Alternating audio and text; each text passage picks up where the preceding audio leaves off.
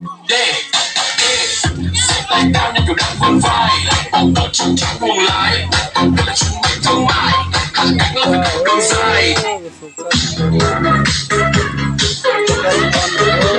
Thế đâu mà chào mà tên nó đói, cổ bố đâu.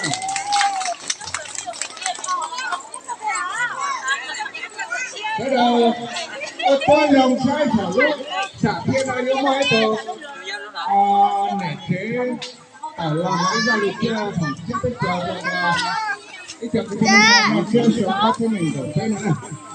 Hết chưa cả, thằng thịt qua nó đẩy lôi rồi. Cái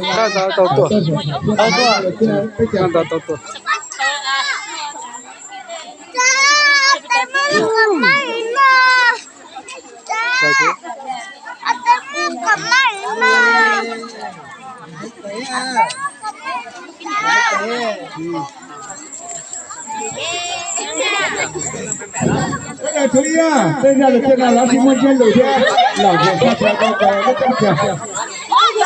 Ôi trời, có tiền nó đó cả, nhưng bây giờ hai bên thế nào?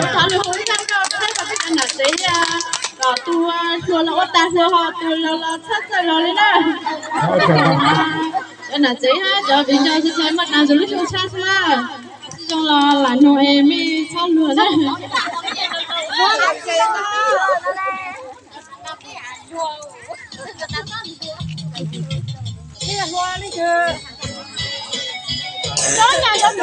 Hai đứa trên là cả để cho nó in bay múa cả nhớ tỏ nhóm là Lào Cai nhá.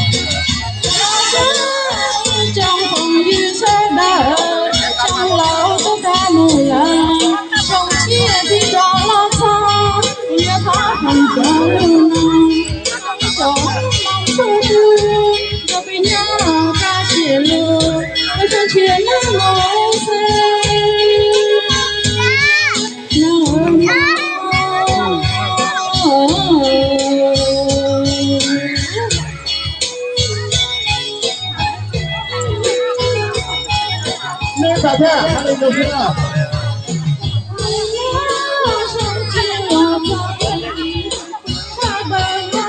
Dòng xưa hoa tươi hoa duyên từ cái phim đời trong đầu mơ và từ mong sẽ tươi ta sẽ là nở hoa hoa chia đi ngày rơi hoa chia vào tao nơi đi chia lỡ tao hơn được không đời